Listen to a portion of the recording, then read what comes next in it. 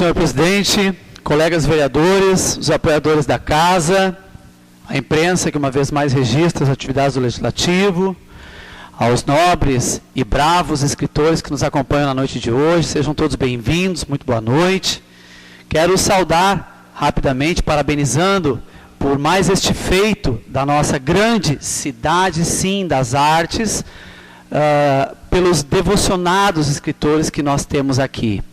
E fazer uma pequena emenda, rapidamente, porque já os vereadores que me antecederam fizeram as honrarias da casa, em dizer que nós, preocupados sempre com a cultura e com a arte da nossa cidade, criamos aqui mais um espaço qualificado para o lançamento dos seus livros, para a exposição dos seus trabalhos, homenageando também um entusiasta da arte montenegrina, que é o Espaço Cultural André Zanata, aqui no saguão da nossa Câmara de Vereadores, onde nós gostaríamos de, logo em breve, ver aqui mais um lançamento de um escritor nosso aqui da terra.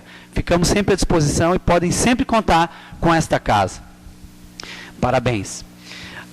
O ano legislativo, ele começou para muitos de nós da mesma forma que encerramos em 2013, com muito trabalho. Então, na noite de hoje, eu tentarei abordar 4 temas nos 13 minutos que ainda me restam aqui, né, e por isso eu farei algumas leituras, porque preparei para poder ter um pouco mais de dinâmica, senão a gente acaba se perdendo um pouquinho. São 4 temas diversos, mas que de certa forma têm alguma conexão. Primeiramente dizer que as nossas posições aqui na Câmara e no debate das ideias, via de regra, elas são divergentes. Então, aonde uns veem o copo meio vazio, outros veem o copo meio cheio. E sempre tem os dois lados de uma mesma moeda. Então, eu começo pelas boas notícias, que na minha visão são boas notícias.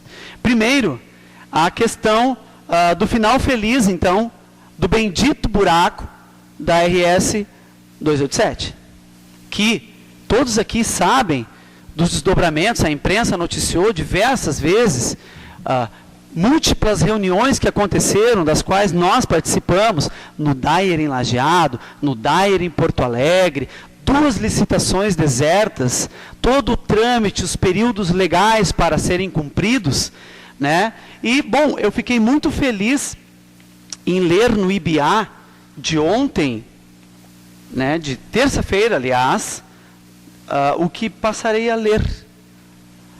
O vereador Roberto Bratz, do PDT, engajou-se ontem na busca de uma solução para a cratera aberta pela chuva há 3 meses na 287.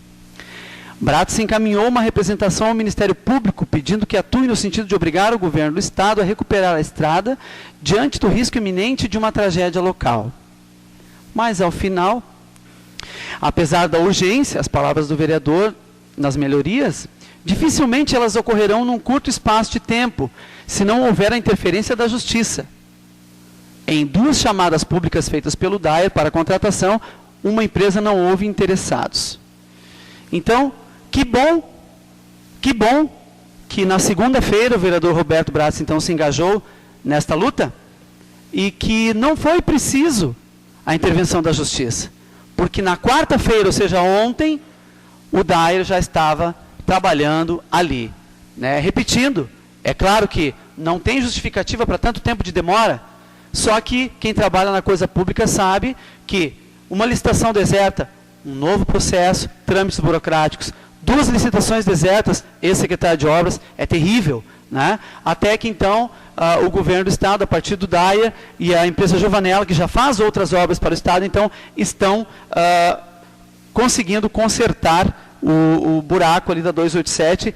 Em seguida, segundo o vereador Naná, que esteve comigo hoje de manhã lá também fiscalizando, 2 dias, ele sempre fala em 2 dias, dá para resolver o problema. Então, que bom que mais uma vez, após um esforço de vários atores, o final vai ser feliz, um final feliz.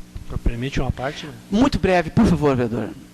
Não, é importante frisar o poder do vereador, né? Intervenção do Ministério Público, imediatamente, 2 dias após, começam as obras. Assim foi no lixo também, né? Imediatamente normalizou a coleta e aquele buraco lá da Santo Antônio também foi a mesma coisa, né? Muito obrigado pela parte, vereador. Claro que o vereador está falando de uma forma lúdica, né? Porque todos sabemos que um processo do Ministério Público, em 2 dias, ele não sai do térreo para o segundo andar, né? Enfim, ainda ontem, 2 notícias boas, né? O concerto da RS, e ainda ontem, pela manhã, nós recebemos a visita da secretária de Saúde do Estado, em substituição, a Rosângela Dornelles, amiga nossa, que veio ao Montenegro para uma visita ao HM, a fim de avaliar o que ela ajudou a construir, que é o nosso 100% SUS. Bem como projetar, junto com a administração do hospital, nosso querido Carlos Batista, o futuro da instituição, né? Obviamente, que nós mais uma vez acompanhamos esse processo todo, bem de perto, porque é uma ação, sim, do governo do Estado, que beneficia o município de Montenegro, né? Que após essa modalidade do 100% SUS, o hospital ressuscitou, né? E hoje nós temos um investimento mensal no nosso hospital de cerca de 3 milhões e 500 mil reais, e dignidade para a nossa comunidade e para toda a região. E a secretária veio anunciar, registrado pela imprensa, hoje está no Jornal IBA também, um investimento extra em torno de 3 milhões de reais, tá? Ainda neste ano, para melhorias da estrutura física, obras no hospital. E até 2015, mais um investimento de até 4 milhões de reais para o aumento da UTI e dobrar o número de leitos da nossa UTI aqui no município, que hoje tem 10, passará até 2015 a ter 20 leitos de UTI, com esse investimento que o governo do Estado está projetando e que foi anunciado pela secretária de Saúde ontem. Então, nós, muita alegria, né, em poder acompanhar essas ações do nosso governo e que são atestadas, a olhos vistos por todos os montenegrinos e por toda a região. Nossa alegria de ver que, embora tenha sim as suas contradições, o governo do Estado tem feito um trabalho sério, um trabalho que mostra resultados no dia a dia. E agora, então, os outros 2 assuntos já são um pouquinho mais tristes, né, desoladores até diria. Uma iniciativa do governo do Estado, que na verdade teve o seu início lá no ano de 2007, nos idos de 2004, que é a questão da reivindicação da classe estudantil pelo transporte, né? E que se intensificou agora nas manifestações do ano passado. Então, o governo do Estado, sensível a essas manifestações, cria a lei do passe livre. A lei do passe livre é uma realidade hoje no nosso Estado. Pioneiro no Brasil. Ele foi o pioneiro no Brasil e que beneficia todos os estudantes que usam o transporte intermunicipal, né? Uma luta, como disse, desde 2004, da classe, que se intensificou. E aqui em Montenegro teve um momento histórico, que foi em 2007, né? Com a união dos estudantes aqui de Montenegro, que hoje até está acéfala, né, professora? A minha querida professora, e que conseguiu instituir o decreto 4.445, né, que previa o subsídio do transporte universitário com desconto de até 50% para os universitários aqui da nossa cidade. E aí, pasmem, senhores, o decreto foi revogado. Este decreto do transporte universitário aqui no nosso município foi revogado. Ele não existe mais. Nós estamos trabalhando, desde aquela audiência pública que a senhora esteve aqui, professora, né, falando do transporte para os estudantes e tal, acompanhando bem de perto essas questões, né, e a gente então ficou sabendo que esse decreto foi revogado, que ele não existe mais, e o que é pior, que muitas pessoas, e aí, líder de governo, isso é importante, essa informação para o senhor, até para levar lá para a administração, que os estudantes estão perdidos aqui na cidade. Nós não temos um setor, nem na SMEC, nem na SMIC, nem em lugar nenhum, que oriente os alunos aonde vão acessar a questão do passe livre. E muitos deles, novamente, pasmem, senhores, vêm ao gabinete do vereador, porque de lá orientam. Vão ao gabinete do vereador Tuco, porque a gente escreveu sobre isso no jornal IBA e tarará, né? Então, lamentavelmente, mas parece, mais uma vez, por esses fatos, né, que a educação, né, e a qualificação dos nossos estudantes aqui de Montenegro não são prioridade do governo. Se fosse, teria um local específico para orientação, um encaminhamento, esse decreto continuaria em pé, e nós vamos lutar por isso, professora, de novo, ele deve voltar.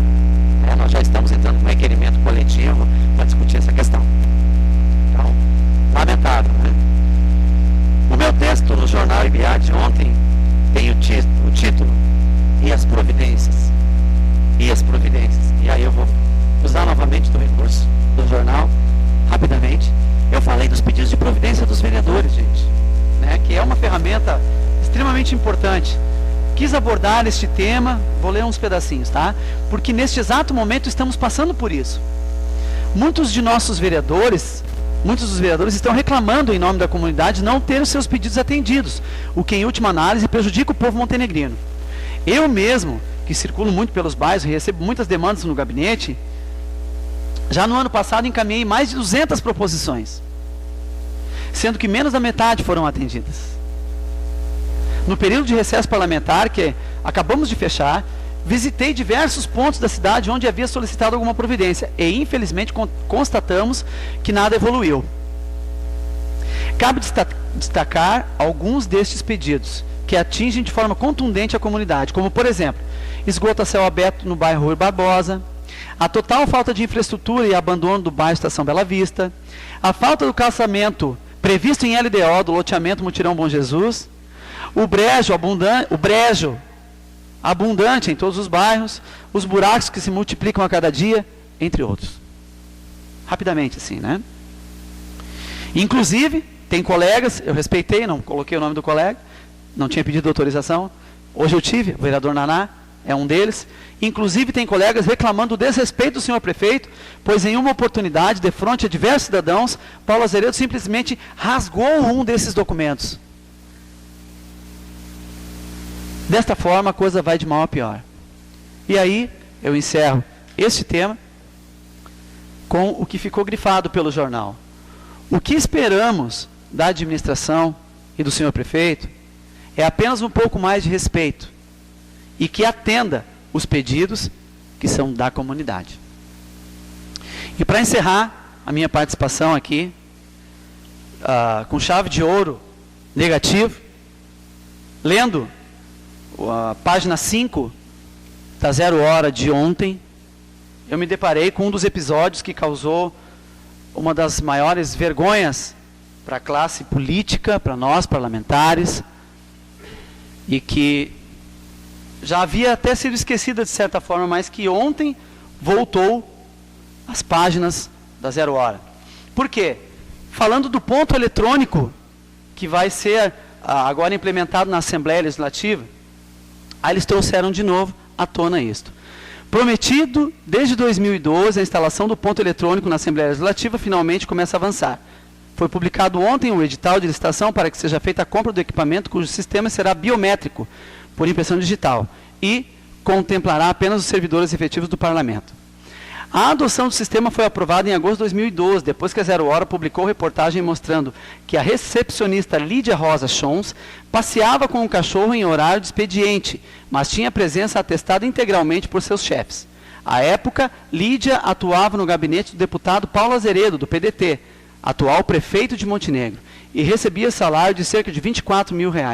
Hoje está aposentada. É a reportagem de ontem, da 0 hora. Os capítulos da novela.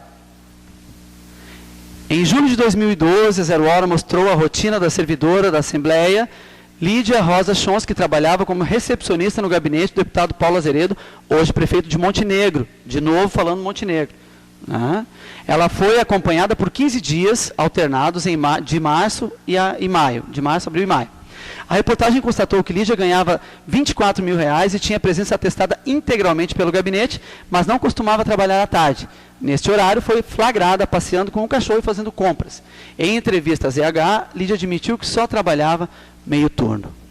R$24 mil por meio turno no gabinete daquele que hoje é o chefe maior do nosso município. Isto é causa de vergonha, de lástima. A classe política a qual eu pertenço, e infelizmente nós nos deparamos com pessoas as quais a vereadora Rose acabou de falar, que causam repulsa, e o chefe maior do nosso município, novamente, presente nas páginas dos jornais, escandalizando e causando vergonha